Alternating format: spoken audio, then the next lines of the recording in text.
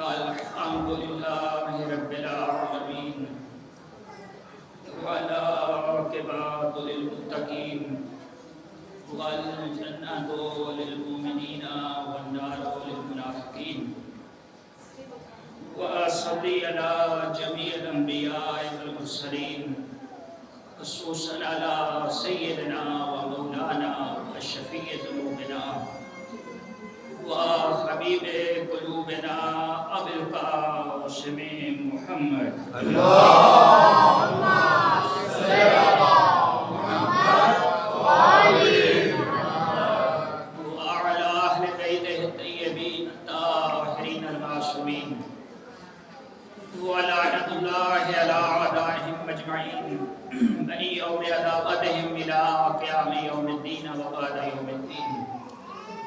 أما بعد فقد قال الله تبارك وتعالى في قرآنه المجيد وفرقانه الحميد وقوله الحق وهو أصدق القائلين بسم الله الرحمن الرحيم اليوم نختم على أفواههم وتكلمنا أيديهم وتشهد أرجلهم بما كانوا يكسبون.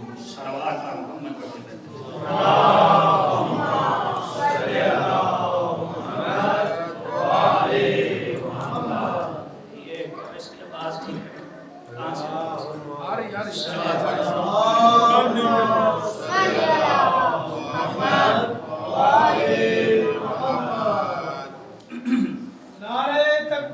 على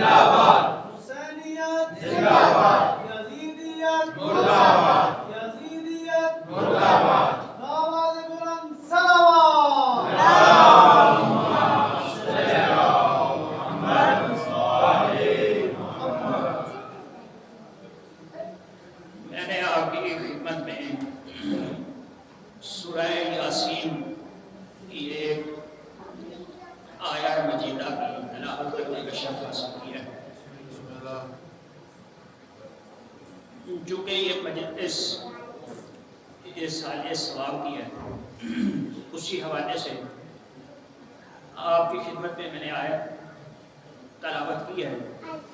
امید ہے کہ جتنے لحظے آپ کی خدمت میں رہوں گا آپ اپنی توجہات میری جانب منصوب رکھیں گے. چونکہ ہماری کوئی بھی محفل ہو کوئی مجلس ہو ہم اس کو زینت بخشتے ہیں زینت دیتے ہیں محمد و اہل بیت محمد کے ذکر سے. چونکہ یہ فرمان رسول ہے اللہ کے نبی نے یہ ارشاد فرمایا کہ اپنی ہر مجلس اور محفل کو زینت دو بذکر علی ابن ابی طالب. علی علیہ السلام کے ذکر سے اپنی محافل کو زینت دیں. تو یہی وجہ ہے کہ ہم جہاں بیٹھتے ہیں جہاں بھی گفتگو کرتے ہیں تو ہم اپنی محفلوں کو محمد و آل محمد کے ذکر سے زینت دیتے ہیں. خداوند عالم نے یہ ارشاد فرمایا کہ الیوم نختم علی افواہہم وتکلمنا ایدیہم وتشہد ارجلہم بما کانوا یکسبون. اللہ روز حشر کو بیان کرتے ہوئے یہ ارشاد فرما رہا ہے کہ الیوم آج کے دن نختم علی افواہہم ہم منہ کے اوپر مہرے لگا دیں گے. یعنی بروز حشر انسان بہت سارے ایسے ہوں گے کہ جن کے منہ پہ کیا لگ جائے گی مہر. اللہ کہتا لگا دیں گے ہم. وَتُكَلِّمُنَا أَيْدِيهِمْ ان کے ہاتھ بولیں گے. وَتَشْهَدُ أَرْجُلُكُمْ ان کے پاؤں گواہی دیں گے. بِمَا كَانُوا يَكْسِبُونَ کہ زندگی میں دنیا میں کیا کرتے رہے. ان ہاتھوں سے کیا کیا ان پاؤں سے کیا کیا اور دوسری جگہ پر جا کے اللہ تبارک و تعالیٰ نے یہ ارشاد فرمایا وَمَا كُنْتُمْ تَسْطُرُونَ أَن يَشْهِدَ سَمْعُكُمْ وَلَا أَبْصَارُكُمْ وَلَا جُلُودُكُمْ. توجہ کیجئے. ماشاءاللہ. اللہ ارشاد فرماتا ہے کہ آپ کبھی بھی چھپا نہیں سکتے ہیں. تمہارے کان تمہاری گواہی دیں گے بروز حشر. اسی طرح جو ہے وہ تمہاری آنکھیں گواہی دیں گی کہ آنکھوں سے کیا دیکھا. آیا اللہ کی حلال کردہ چیزوں کو دیکھا یا حرام کردہ چیزوں کو دیکھا. اسی طرح ولا جلودکم تمہاری جلد گواہی دے گی. یہ جسم گواہی دے گا. ایک ایک آپ کا جسم کا حصہ گواہی دے گا. یہی وجہ ہے کہ ہم شیعان حیدر کرار یہ محافل و مجالس اسی وجہ سے کرتے ہیں کہ اللہ نے یہ کہا کہ ہم منہ پہ مہر لگا دیں گے. تمہارے ہاتھ بولیں گے, تمہارے پاؤں گواہی دیں گے. ہم ہاتھوں سے علم حضرت عباس اٹھاتے ہیں. ہم ہاتھوں سے تابوت جو ہے وہ محمد و اہل بیت محمد کو اٹھاتے ہیں. ہم جو ہے وہ آنکھوں سے آئینہ تحریر کی قبور اطہر کو کیا کرتے ہیں, دیکھتے ہیں. ہم قرآن مجید کو دیکھتے ہیں. ہم حضور اکرم صلی اللہ علیہ وآلہ وسلم کی قبر اطہر کو دیکھتے ہیں. ہم جو ہے وہ پاؤں کے ذریعے سے امام بارگاہوں میں چل کر آتے ہیں تاکہ کل بروز حشر یہ ہمارے ہاتھ بھی گواہی دیں, ہمارے جسم کا ایک ایک حصہ گواہی دے کہ یہ آزاداری محمد و اہل بیت محمد کرتا ہے. یہی وجہ ہے محمد بلند تر صلوات.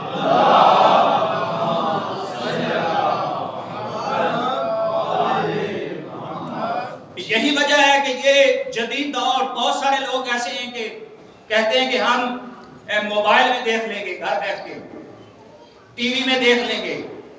آج کل سہولتیں تو ہیں مگر وہ ثواب نہیں ہوگا کہ جو یہاں پر آ کر ہوگا. چونکہ کل اللہ کہتا ہے کہ تمہارے تشہد ارجلکم تمہارے پاؤں گواہی دیں گے. آج معلوم ہوا کہ کیوں ہم جو ہے امام حسین کا جلوس نکالتے ہیں تاکہ یہ کل پاؤں ہمارے گواہ بن جائیں کہ سید الشہداء کے ہم جلوس میں شرکت کیا کرتے تھے. اس وجہ سے ہم جو ہے یہ جلوس نکالتے ہیں اور اس کے اندر جو ہے وہ شرکت کرتے ہیں. یہ اللہ تبارک و تعالیٰ نے یہ ارشاد فرمایا کہ امانت جو ہے وہ تؤدوا امانتہم, امانت کو جو ہے وہ لوٹا دو, ادا کر دو الی اہلہم, ان کے اہل تک. انسان کے پاس جو بھی امانت آئے اس پر واجب ہے کہ اس امانت کو لوٹایا جائے. آپ کے بچے آپ کی امانت ہیں. یہی وجہ ہے کہ آپ پر واجب ہے کہ ان بچوں کو سب سے پہلے مصلی پر لے کر آئیں تاکہ یہ نمازی بنیں. پھر اس عزا خانے کے اندر لے کر آئیں تاکہ یہ عزادار بنے.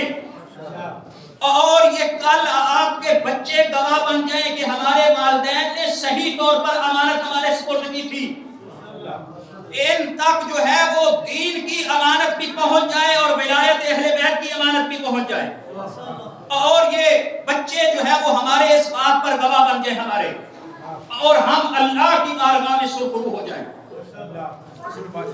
اور یہی وجہ ہے کہ میں کہا کرتا ہوں کہ اللہ تبارک و تعالیٰ نے ہر چیز کا رزق معین فرما دیا ہے. اللہ نے ہر چیز کی تقدیر معین فرما دی. اور رزق ہم سمجھتے ہیں کہ بسا اوقات کہ رزق فقط روٹی کا نام ہے, رزق فقط مال کا نام ہے. صرف روٹی اور مال رزق نہیں ہے. ہم اکثر دعا کرتے ہیں اللہم ارزقنا شفاعت الحسین, ارزقنا زیارت الحسین, اللہم ارزقنا زیادتا فی العلم. علم بھی رزق ہے, زیارت امام حسین بھی رزق ہے, شفاعت ائمہ تحریر بھی رزق ہے, کان کا بھی رزق ہے, آنکھ کا بھی رزق ہے, زبان کا بھی رزق ہے, آپ کے جسم کا بھی رزق ہے, ہر چیز کا رزق ہے. اور خدا کی قسم ہم تو عزا خانوں میں اور مسجدوں کے اندر آتے ہی یہ نیت کر کے ہیں، ہم آتے ہی مسجدوں میں، عبادت خانوں میں، اذا خانوں میں اسی وجہ سے آتے ہیں کہ ہم جب قرآن دیکھتے ہیں، جب ذریعے آئے مقدسات کو دیکھتے ہیں تو یہ ہماری آنکھوں کا رزق بن جاتا ہے، اور جب ہم مس کرتے ہیں ان ذریعوں کو تو یہ ہمارے ہاتھوں کا رزق بن جاتا ہے، اور جب ہم زبان سے ذکر محمد و اہل بیت محمد کرتے ہیں یا زبان سے علی کا نام لیتے ہیں تو یہ ہماری زبانوں کا رزق بن جاتا ہے۔ آواز بلند تر صلوات،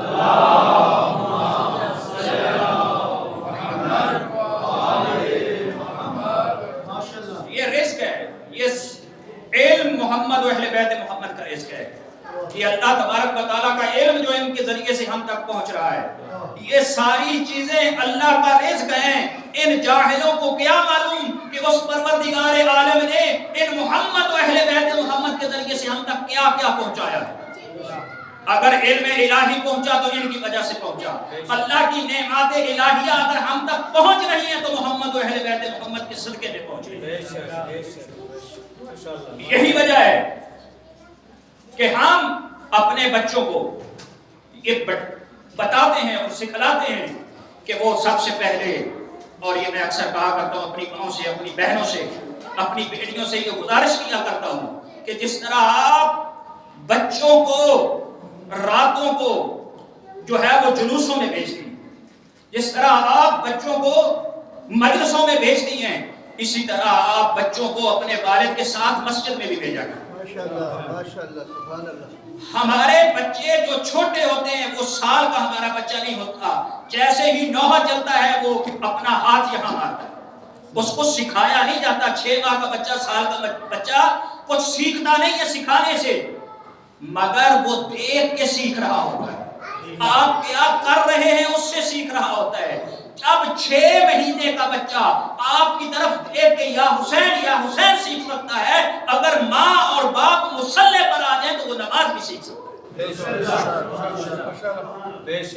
تو جس طرح ہمارے اوپر یہ واجب ہے کہ ہم اپنی آنے والی نسل کو جو ہے وہ عزاداری سکھائیں، اسی طرح ہمارے اوپر واجب ہے کہ ہم اپنی نسل کو، اپنے بچوں کو، اپنی بیٹیوں کو، اپنے جو ہے وہ بچوں کو کیا سکھائیں؟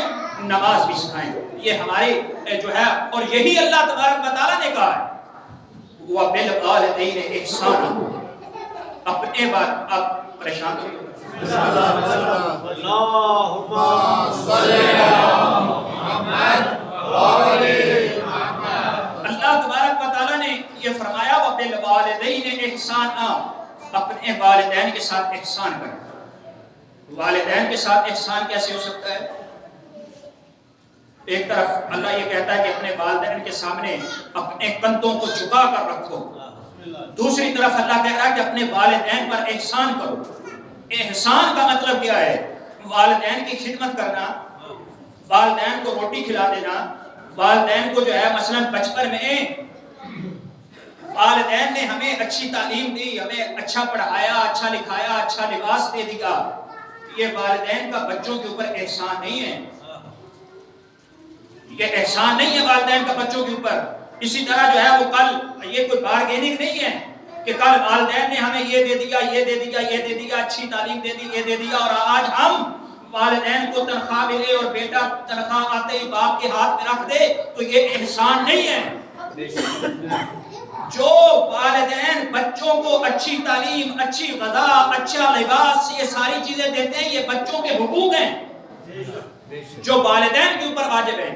اور آج اگر ایک صالح اور نیک بیٹا، ایک صالح اور نیک اولاد اپنی والدین کی خدمت کر رہی ہے تو یہ والدین کے اوپر احسان نہیں ہے، یہ والدین کا حق ہے۔ تو اللہ کا حکم وَبِالْوَالِدَيْنِ إِحْسَانًا، یہ احسان کیا ہے؟ احسان خدا کی قسم یہ ہے والدین کا بچوں کے اوپر، اور بچوں کا پلٹ کے والدین کے اوپر یہ ہے۔ والدین کا بچوں کے اوپر احسان یہ ہے کہ ہر کوئی باپ تو ہے مگر ہر باپ اپنی اولاد کو ولایت محمد و اہل بیت محمد نہیں دیتا۔ ہر ماں تو ہے، مگر ہر ماں اپنی اولاد کو آزادار محمد و اہل بیت محمد نہیں بناتی۔ والدین کا اپنی اولاد کو ولایت محمد و اہل بیت محمد عطا کر دینا اور اپنی اولاد کو آزادار بنا دینا، یہ جو ہے یہ والدین کا بچوں پر احسان ہے۔ اور آج محافل اہل بیت محمد کو منعقد کر کے وہاں پر آزاداری کرنا، یہ بچوں کا والدین کے اوپر احسان ہے۔ یہ احسان ہے جو آپ اپنے والدین کے اوپر کر رہے ہیں۔ خدا کی قسم اس کا اتنا اجر ہے کہ آج آپ کو معلوم نہیں ہوگا، یہ کل بروز حشر آپ کو پتہ چلے گا کہ اس کا کتنا عظیم ثواب ہے، اس کا کتنا عظیم اجر ہے۔ ایسی تو رسول اللہ صلی اللہ علیہ وآلہ وسلم نے نہیں فرما دیا تھا کہ جو کوئی بھی سید الشہداء کے غم میں ایک مچھر برابر پڑ کے آنسو بہائے گا، اس کے اوپر جنت واجب ہو جائے گی۔ یہ کسی وجہ سے حضور نے فرمایا تھا، لیکن اللہ تبارک و تعالیٰ یہ ارشاد فرماتا ہے۔ ایک چیز جو آپ نے بہت سن رکھی ہوگی کہ بروز حشر بڑا رش ہوگا۔ ظاہر ہے حشر کا جو میدان ہوگا اس کے اندر حضرت آدم سے لے کے تا قیامت تک جتنے انسان ہیں سب کا حساب کتاب ہونا ہے۔ حشر میں رش تو ہوگا اور وہاں پر جو ہے وہ پوچھا جائے گا، سوالات ہوں گے معاملات کے، عبادات کے، مگر اتنا رش نہیں ہوگا جتنا آپ لوگوں نے سوچا ہوگا۔ آپ دیکھیں گے اس کو آپ اپنے زمانے میں سمجھے اس کو کہ بہت دفعہ ایسا ہوتا ہے کہ ویکینسی 2 یا 4 ہوتی ہیں اور کینڈیڈیٹ اس کے جو ہے وہ ہزاروں میں ہوتے ہیں۔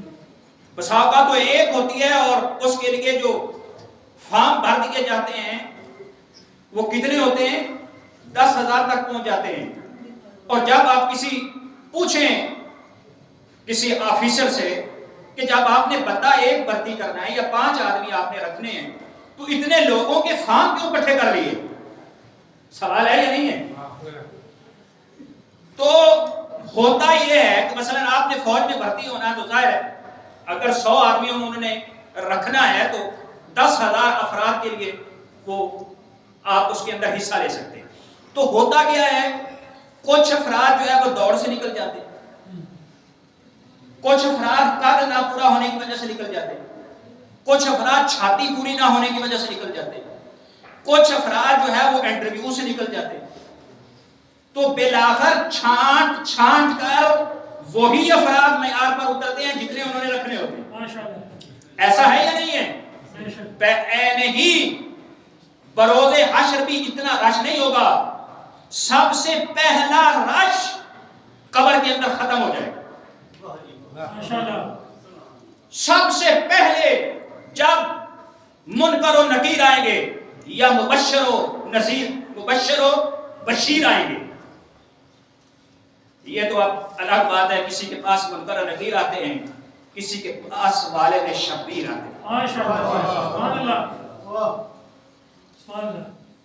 سب سے پہلے جب فرشتے آئیں گے سوال کیا کریں گے؟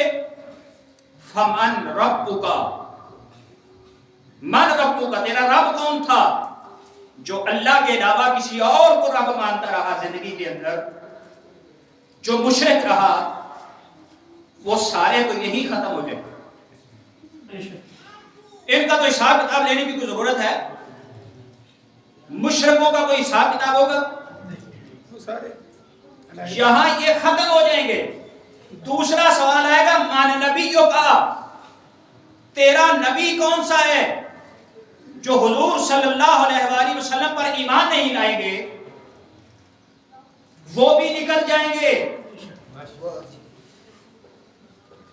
باقی وہی بچ جائیں گے جو اللہ پر بھی ایمان لایا اور اس کے آخری نبی پر بھی ایمان لایا۔ پھر اس کے بعد سوال ہوگا من اماموں کا، تیرا امام کون ہے؟ اللہ نے یہی تو قرآن میں کہا نا، کلو یوم ندعو کل اناس بامامہم، کہ ہم بروز حشر ہر بندے کو اس کے امام کے ساتھ پکاریں گے۔ تو یہ جب ہر بندے کو، ہم بھی بندے ہیں یا نہیں، ہم بھی انسان ہیں یا نہیں، کلو اناس، لوگوں میں سے جو اس وقت زندگی بسر کر رہے ہیں لوگ اور انسان، ان سے میں پوچھنے کا حق رکھتا ہوں یا نہیں کہ جب اللہ یہ کہہ رہا ہے کہ ہر بندے کو ہم اس کے امام کے ساتھ پکاریں گے، ذرا بتائیں تو صحیح اس وقت آپ کا امام کون ہے؟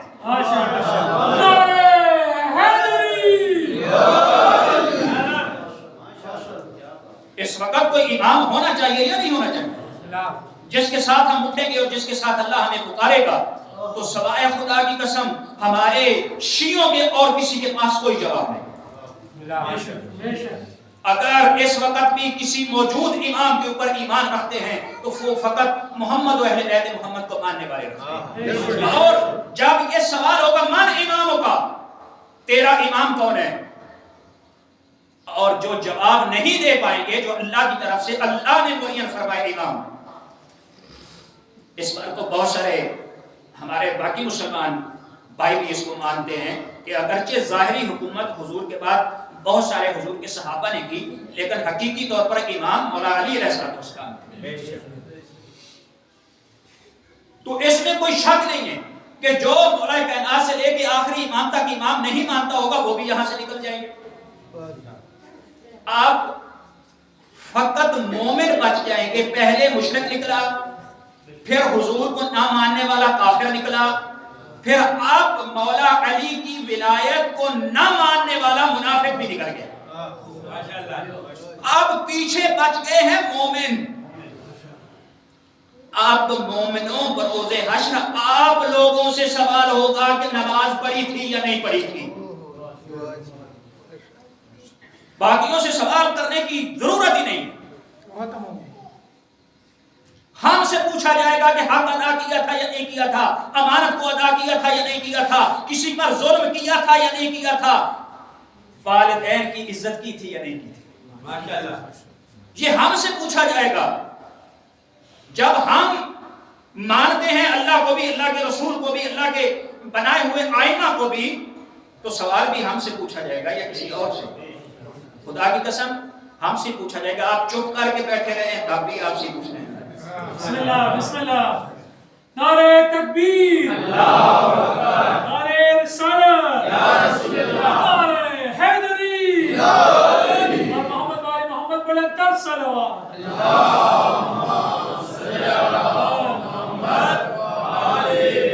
جی ایسا نہیں ہے کہ آپ چپ کر کے بیٹھے تو اللہ کے مسکین بیچارے چپ کر کے بیٹھے چلے چھوڑیں، ایسا نہیں ہوگا، بلکہ یہ ہم سے اللہ نے پوچھنا ہے۔ یعنی نماز اگر واجب ہے تو در حقیقت ہے مجھ پر، ماشاءاللہ۔ روزہ واجب اگر ہے تو در حقیقت ہے ہی مجھ پر، چونکہ باقی کسی کو عبادتوں کا کوئی فائدہ نہیں ہوگا جب تک ولایت علی ابن ابی طالب کو قبول نہیں کریں۔ مگر جب علی کی ولایت کو قبول کر لیں گے اس وقت تک جب تک عمل نہیں کریں گے علی ابن ابی طالب شفاعت بھی نہیں کریں گے۔ اس میں بھی کسی قسم کا کوئی شک اور شبہ نہیں ہے۔ یہی وجہ ہے کہ ہم نے علی ابن ابی طالب کو حجروں سے نہیں لیا، ماشاءاللہ ماشاءاللہ، ہم نے بھرے میدان سے علی مولا کو لیا۔ کیوں؟ کیونکہ جب حضور نے یہ ارشاد فرمایا تھا فمن کنت مولا، ماشاءاللہ، اپنے اصحاب سے یہ فرمایا تھا کہ ذرا مجھے یہ تو بتائیں کہ میں کس کس کا مولا ہوں، تو خدا کی قسم سب سے پہلے حجر اسود بول اٹھا کہ یا رسول اللہ آپ میرے مولا ہیں۔ آب زمزم کچھل کچھل کے کہہ رہا تھا یا رسول اللہ آپ میرے مولا ہیں۔ مقام ابراہیم پکار پکار کے کہہ رہا تھا یا رسول اللہ آپ میرے مولا ہیں۔ پہلے آسمان سے فرشتوں نے ندا دی یا رسول اللہ آپ میرے مولا ہیں۔ دوسرے آسمان سے جبرائیل و میکائیل و اسرائیل و اسرافیل بول اٹھے یا رسول اللہ آپ میرے مولا ہیں۔ اس سے آگے جو ہے وہ ہوریں بول اٹھی یا رسول اللہ آپ میرے مولا ہیں۔ اس کے آگے غلمان اور ساری یہ چیزیں بول اٹھی یا رسول اللہ آپ میرے مولا ہیں۔ اس کے بعد عرش الہی نے پکار کر کہا یا رسول اللہ آپ میرے مولا ہیں۔ اس کے بعد جو ہے وہ حجاب کبریا بول کر پکار اٹھا یا رسول اللہ آپ میرے مولا ہیں۔ جب پوری کائنات کے پکار اٹھی، حد یہ ہے کہ مجمع سے حضرت ابو ایوب انصاری کھڑے ہو گئے، کہا یا رسول اللہ آپ میرے مولا ہیں۔ اب عبداللہ ابن مسعود کھڑے ہوئے یا رسول اللہ آپ میرے مولا ہیں، قمر کھڑے ہوئے یا رسول اللہ آپ میرے مولا ہیں، دقنار کھڑے ہوئے یا رسول اللہ آپ میرے مولا ہیں، سلیمان کھڑے ہوئے یا رسول اللہ آپ میرے مولا ہیں۔ حق تو یہ ہے حضرت عثمان غنی کھڑے ہوئے یا رسول اللہ آپ میرے مولا ہیں، حضرت عمر کھڑے ہوئے یا رسول اللہ آپ میرے مولا ہیں، حضرت ابو بکر کھڑے ہوئے یا رسول اللہ آپ میرے مولا ہیں۔ جب ذرہ ذرہ پکار اٹھا کہ یا رسول اللہ آپ میرے مولا ہیں، اس وقت حضور نے علی کے ہاتھ کو بلند کیا اور کہا جس جس کا میں مولا ہوں اس کا علی۔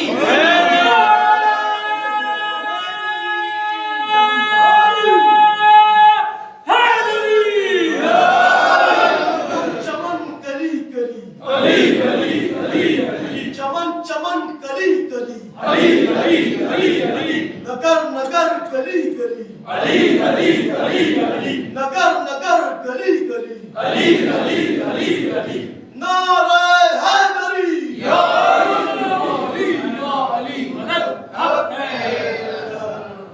اسی وجہ سے تو اللہ تبارک و تعالیٰ نے یہ ارشاد فرمایا کہ اے مومنو یہی وقت ہے، اِنَّا هَذَا صِرَاطِي مُسْتَقِیمًا، اللہ کہہ رہا ہے یہ میرا سیدھا رستہ ہے، وَاتَّبِعُوهُ اس کی اتباع کرو، وَلَا تَتَّبِعُوا السُّبُلَ بہت سارے رستوں کے پیچھے مت پڑ جانا۔ ماشاءاللہ اللہ کہتا ہے میرا رستہ ایک ہی ہے، اس کی اتباع کرنا۔ اور پھر فرمایا اگر بہت سارے رستوں کے پیچھے جاؤ گے فَتَتَفَرَّقَ عَنْ سَبِيلِهِ یہ تمہیں اللہ کے رستے سے پیچھے ہٹا دیں گے۔ اور فرمایا کہ اللہ تبارک و تعالیٰ تمہیں اس چیز کی وَصَّاكُمْ بِهِ اس کی وصیت کرتا ہے۔ ماشاءاللہ کیوں؟ لَعَلَّكُمْ تَتَّقُونَ تاکہ تم متقی بن جاؤ۔ إِنَّ هَذَا صِرَاطِي مستقیمہ یہ میرا سیدھا رستہ ہے، تم اس کی اتباع کرو۔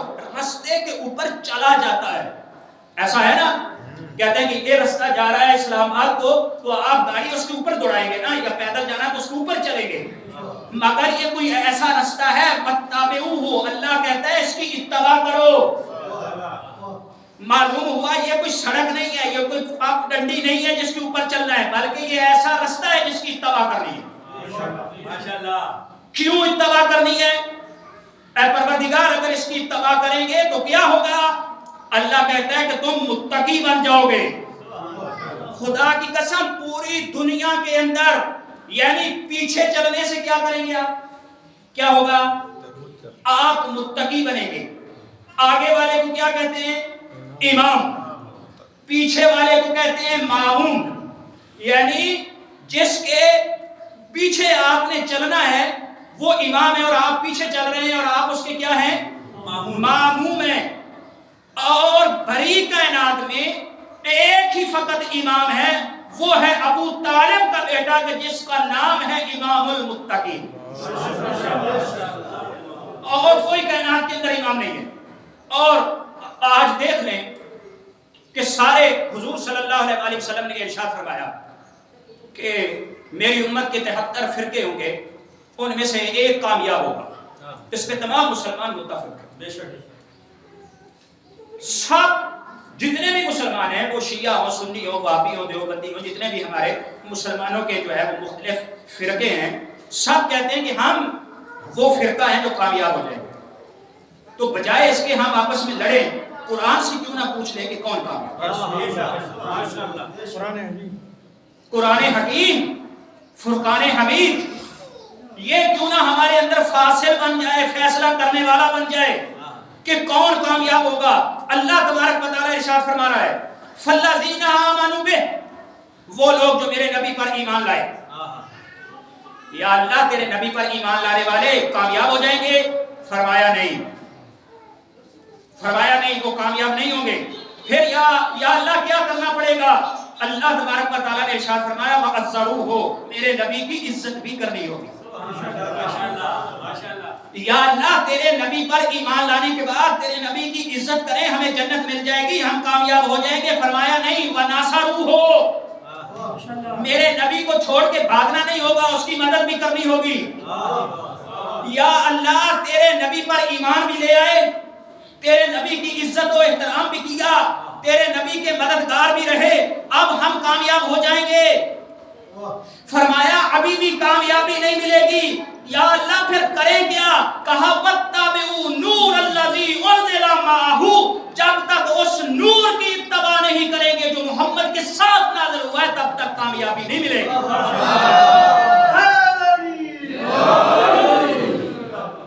اب یہاں پر بہت سارے مفسرین نے لکھا، بس آخری جملے آپ کو زیادہ تھکانا نہیں ہے، بہت سارے مفسرین نے یہ لکھا کہ یہاں پر نور سے مراد جو ہے وہ قرآن حکیم ہے، کوئی حرج نہیں، بہت سارے مفسرین کا یہ نظریہ ہے، ہم تو لڑنے بھڑنے اختلاف کرنے کے عادی نہیں ہیں، مگر اگر آپ اس سے مراد قرآن حکیم قرآن مجید، اس میں تو کوئی شک نہیں ہے قرآن مجید نور ہے، بہت ساری جگہ پہ اللہ نے قرآن کو نور کہا، اپنے حبیب کو نور کہا، اللہ نے خود کو نور کہا، اور سب سے مراد ہدایت ہے، یعنی اللہ بھی ہادی ہے، محمد والے محمد بھی ہادی ہیں، اور قرآن مجید بھی ہادی ہے، مگر اگر آپ اس سے قرآن مراد لیتے ہیں تو تمام مسلمان اس پر اتفاق رکھتے ہیں کہ قرآن مجید حضور صلی اللہ علیہ وآلہ وسلم کے 40 سال بعد نازل ہونا شروع ہوا۔ ایسا ہے یا نہیں؟ یا تو پھر اس نظریے کو ترک کر دیں اور آج کے بعد کوئی بندہ یہ نہ کہے کہ قرآن 40 سال بعد نازل ہوا۔ اللہ کہہ رہا ہے اس نور پر ایمان لے کر آؤ جو محمد کے ساتھ ساتھ نازل ہوا، یا کہیں کہ قرآن محمد کے ساتھ نازل ہوا، یا اس نور کو ڈھونڈو جو محمد کے ساتھ نازل ہوا۔ ہاں اگر کسی کو نہیں ملتا تو آئے ہم بتا دیتے ہیں۔ علماء حق کی صحت و سلامتی کے لیے بلند تر صلوات۔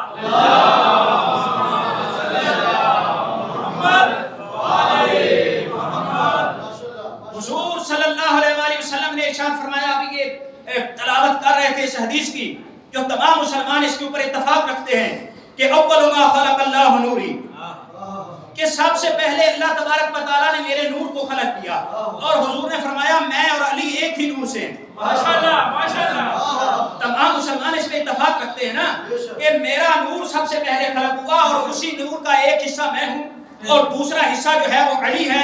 خدا کی قسم سب سے پہلے یہ نور حضرت آدم کی پیشانی میں چمکا،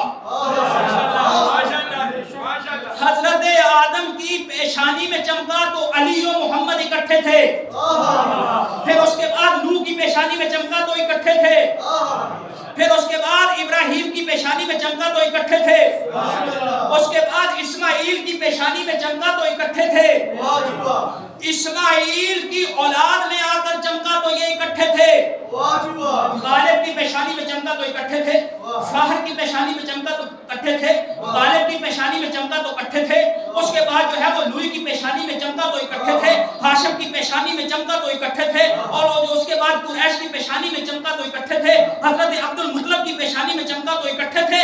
اس کے بعد اللہ نے اس نور کو دو حصوں میں تقسیم کر دیا، ایک حصے کو حضرت عبداللہ کی پیشانی میں رکھا، ایک حصے کو حضرت ابو طالب کی پیشانی میں رکھا۔ اے پروردگار تو نے تو اس نور کو اکٹھا رکھا تھا، پھر جدا کیوں کر دیا؟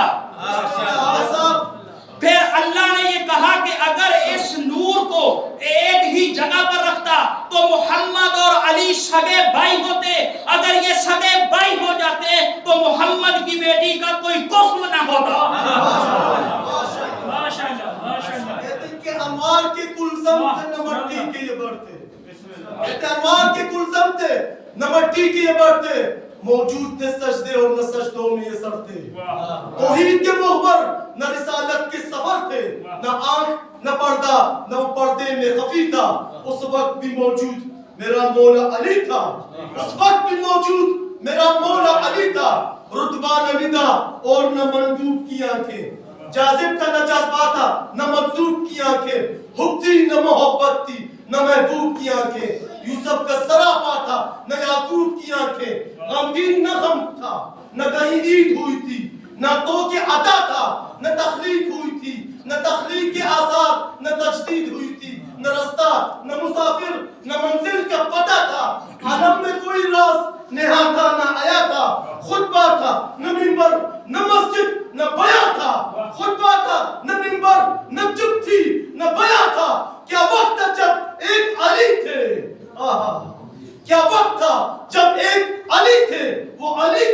وہ علی تھا، وہ علی تھا۔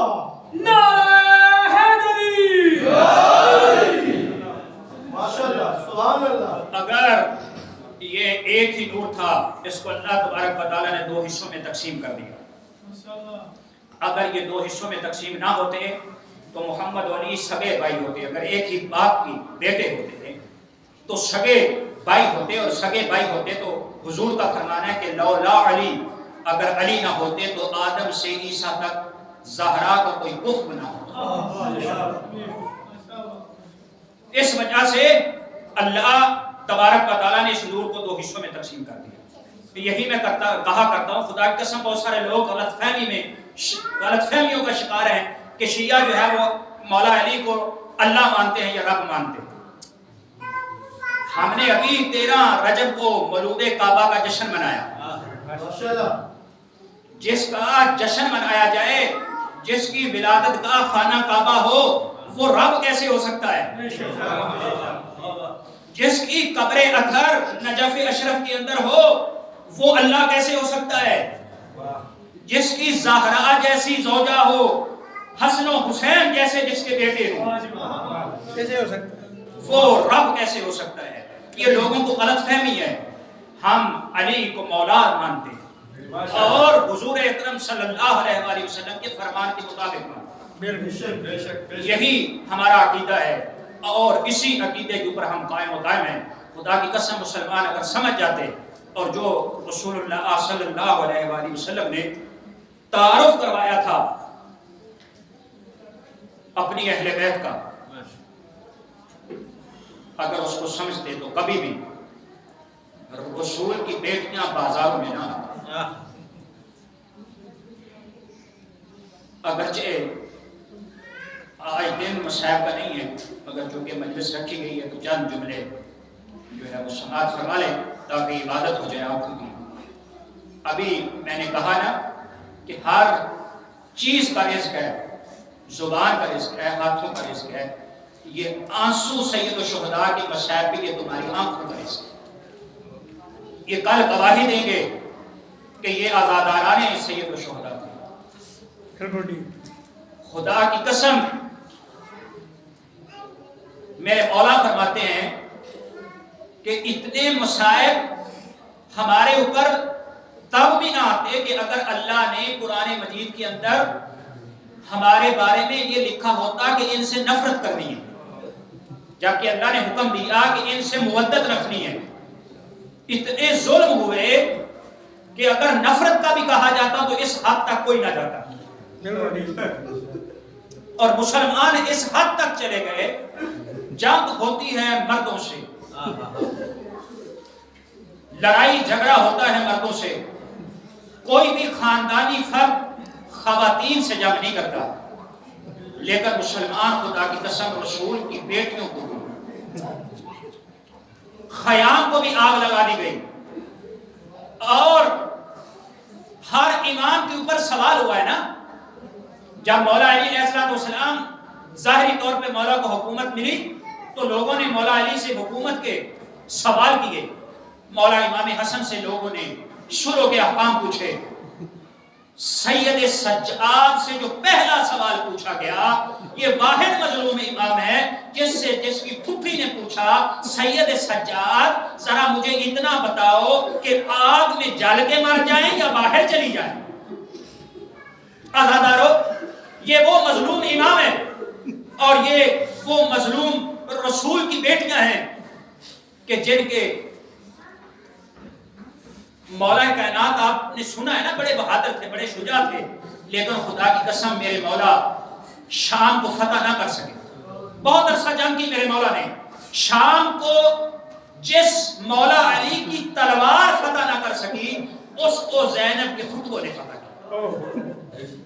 مگر خدا کی قسم کس حالت میں، عزاداروں کا ایک یا 2 جملے اور آپ کی زحمت تمام، کس حالت میں خطبے دیے ہیں میری بیوی نے۔ خطیب کے لیے چند چیزیں ضروری ہیں، میں ایک خطیب ہوں مجھے معلوم ہے، خطیب کے لیے چند چیزیں ضروری ہیں۔ خطیب کے لیے ایک چیز سب سے پہلی یہ ضروری ہے کہ اس کی غذا پوری ہو تاکہ وہ صحیح پڑھ سکے، اس کے اندر انرجی ہو۔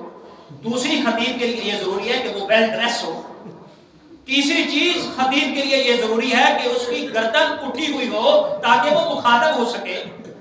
چوتھی چیز اس کی یہ ضروری ہے خطیب کے لیے کہ اس کے ہاتھ کھلے ہوئے ہوں تاکہ وہ مخاطب ہو سکے. لیکن ہائے میری آپ آزادی کہ جو سوے مہینے سے جو ہے وہ بھوکی اور پیاسی تھی, ہاتھ رسن بندہ تھے اور گردن جھکی ہوئی تھی, اور کپڑوں کا کیا کہنا کہ تھوڑے مار مار کے میری بیوی کا کیا حشر ہو گیا تھا. اس حالت میں اور میری بیوی خطبے بھی دیتی جاتی تھی اور ساتھ یہ کہتی بھی چلی جاتی تھی نحنو بنات رسول اللہ الا فیکم مسلم, اور ہم رسول کی بیٹیاں ہیں اور تمہارے اندر کوئی مسلمان نہیں رہا. الا لعنت اللہ علی المستضعفین والسيعلم الذين ظلموا اي منقلب ينقلبون. پروردگار تجھے واسطہ ہے اپنی عزت و جلالت کا, محمد و اہل بیت محمد کے صدقے میں ہماری اس قلیل سی عبادت کو اپنی بارگاہ میں قبول فرما. میرے مالک تو رحیم ہے تو کریم ہے, ہم تیرے گناہ گار بندے ہیں. پروردگار ہمارے گناہ نے صغیرہ کبیرہ معاف فرما. میرے مالک یہ جن مومنین نے اس مجلس کا محفل کا انعقاد کیا, پروردگار یہ جن مرحومین کے لیے یہ مجلس تھی, اس کا ثواب مرحومین کی ارواح کو احسان فرما, ان کی قبروں کو روشن اور ٹھنڈا فرما, شفاعت محمد و اہل بیت محمد نصیب فرما. میرے مالک ان کی قبروں کو جنت کے باغوں میں سے باغ کرا. ہمارے لا تجھے واسطے اپنی عزت و جلالت کا بانیہ نے مسجد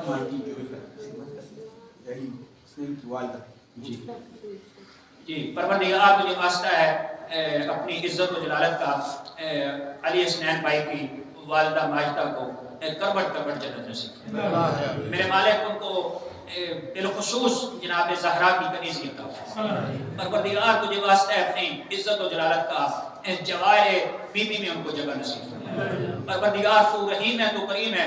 میرے مالک علی حسنین صاحب کی توفیقات خیر بھی اضافہ فرما. تمام حاضرین غائبین مومنین کی حاجات شرعیہ کو اپنی بارگاہ میں قبول فرما. میرے مالک ایک تمام دعاؤں کی ایک ہی دعا, اس وارث کے حقیقی وارث اس کائنات کے امام زمانہ علیہ السلام جو یوسف زہرا ہیں اور خلیفۃ اللہ ہیں, اس کا ظہور فرما. میرے مالک ہمیں اس قابل بنا کہ امام علیہ السلام کے ہم معامنین میں سے شمار ہو سکیں. پروردگار ہماری دعاؤں کو اپنی بارگاہ میں مستجاب فرما.